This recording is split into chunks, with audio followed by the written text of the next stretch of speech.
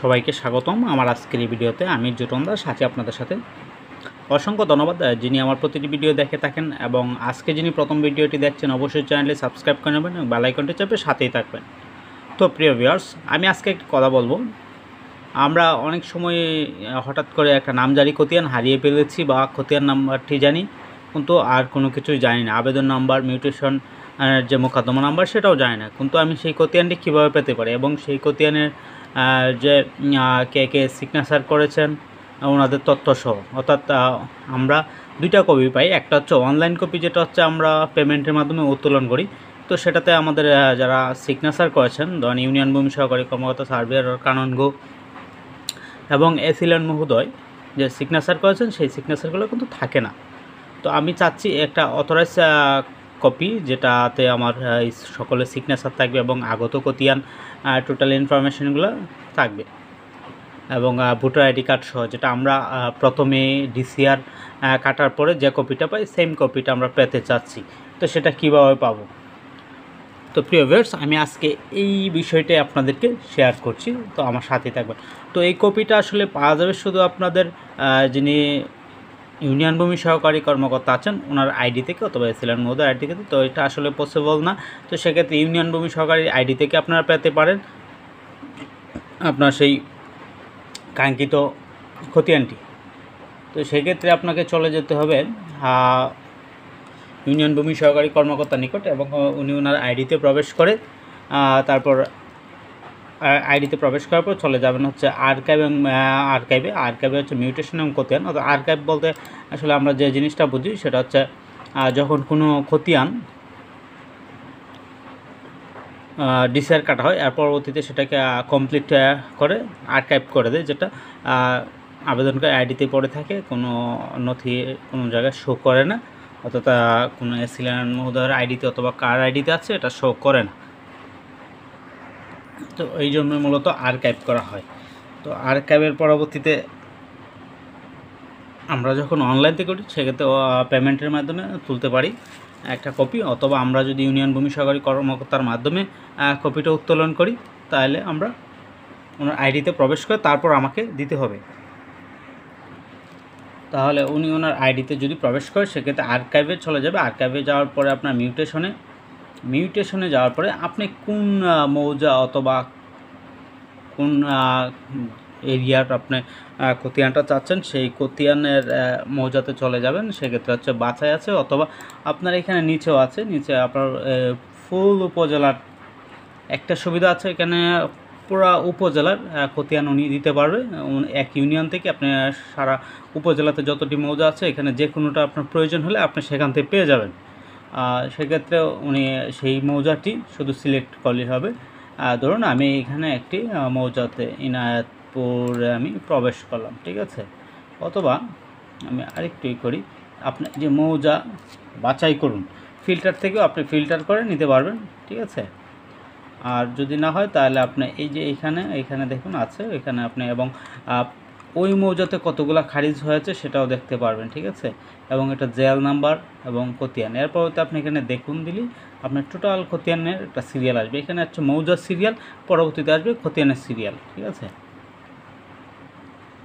তো আমি ধরুন একটা মৌজাতে চলে গেলাম, ধরুন আলীনগরে 203টা হয়েছে। তো আলীনগরে যাওয়ার পর দেখুন এখানে এই যে ঘুরছে, তো এখানে ঘোরার পরে এখানে আসবে। তো আপনি যদি খতিয়ান নাম্বারটা জানেন, সেই ক্ষেত্রে আপনি শুধু এখানে খতিয়ান নাম্বারটা লিখলে চলে আসবে। আর এখানে আরেকটা বিষয় আপনাদেরকে একটু ক্লিয়ার করি, কতগুলো খতিয়ান অনলাইন হয়েছে বা কত নাম্বার খতিয়ান থেকে অনলাইনে আছে, সেটাও আপনি কিন্তু এখান থেকে জানতে পারবেন। দেখুন এই যে 11,000 অর্থাৎ 11,96,70 অর্থাৎ 1,96,670 আবেদন নংয়ের প্রেক্ষিতে হচ্ছে খতিয়ান নাম্বার হচ্ছে 215। এটা হচ্ছে ফার্স্ট অনলাইন এই মৌজাতে হচ্ছে ফার্স্ট অনলাইন খতিয়ান শুরু, ঠিক আছে। এখন আপনার কত নাম্বার খতিয়ানটা দরকার ধরুন আমি, এবং এটা শেষ কত সেটা আপনি এখান থেকে দেখতে পারবেন। তো সময় নিচ্ছে লোড হতে, একটু অপেক্ষা করবেন। আর এখন পর্যন্ত সর্বশেষ খতিয়ান আছে হচ্ছে আপনার 25/419। এখন জানেন যে আমরা 25 সালে যখন সার্ভার নতুন করে চালু হয় তখন থেকে হচ্ছে 25 দিয়ে শুরু হয়েছে। তো এখন 25 দিয়ে 419 পর্যন্ত এই পর্যন্ত আমাদের খতিয়ান। তো এখানে অনেক সময় দেখবেন আগে পিছে আছে, যেরকম 18, 20, এরপর 19টা লাস্ট দেখাচ্ছে, কিন্তু 20 পর্যন্ত আছে। এখানে একটা হচ্ছে কে আগে ডিসিআরপি প্রদান করেছে। আসলে এই ডিসিআরপি প্রদান করার কারণে এটা আগে এবং পরে চলে আসে, ঠিক আছে। তো এখন আমি এইখান থেকে যেহেতু 25-19 পর্যন্ত আছে, ধরেন 25/410, ঠিক আছে। আমি এটাকে সার্চ করে দেখি পাই কিনা। 25/410 সেটা এই বছরের অর্থাৎ 2025 সালের খতিয়ান, ঠিক আছে। আপনি এইভাবে পেতে পারেন, অথবা আপনি ধরেন 300 দেওয়ার পরে আমাদের এই যে 300 নাম্বার চলে আসছে। তারপর আপনি যদি এটা ওপেন করেন, এখন প্রত্যেকের নাম, খতিয়ান, এই যে দলিল নাম্বার, অর্থাৎ আমরা যখন প্রথম ইয়েটা পাই, এই যে দেখেন আবেদন নাম্বার, মিউটেশন নাম্বার, মোকদ্দমা নাম্বার, ঠিক আছে, সকল তথ্য, এবং এই যে কে কে সাইন করেছেন, ইউনিয়ন ভূমি সহকারী কর্মকর্তা এবং কানুনগো, এবং হচ্ছে আপনার এসএলএর মধ্যে সিগনেচার করছেন। তো এটা আমরা জাস্ট এখান থেকে প্রিন্ট করে নিতে পারি, ঠিক আছে। তো আসলে আপনি চাইলে আপনার ইউনিয়ন ভূমি সহকারী কর্মকর্তার নিকট থেকে আপনি এই পেপারটা পেতে পারেন, সেক্ষেত্রে এই যে দেখুন। তবে এখানে হয় কি, অনেক সময় আপনার এটা অনলাইনে সিগনেচারটা আসছে না, সেক্ষেত্রে আপনার ওখানে ভোটার আইডি কার্ড পাচ্ছেন এবং আবেদন নাম্বার দিয়ে আপনি আলাদা একটা জায়গা থেকে কাজটা করে নেবেন, ঠিক আছে। আমি এটাও দেখিয়ে দিচ্ছি, সাথেই থাকবেন।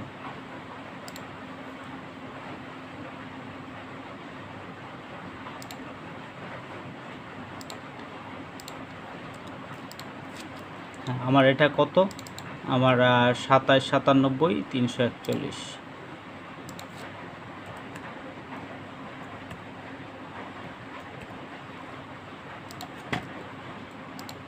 জাতীয় পরিচয়পত্রটা খুবই ইম্পর্টেন্ট।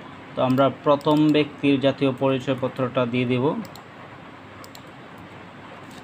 অবশ্যই এখানে পুনরায় লিখে দিবেন, দেখেন যে আসলে এখানে একটু চেঞ্জ আছে।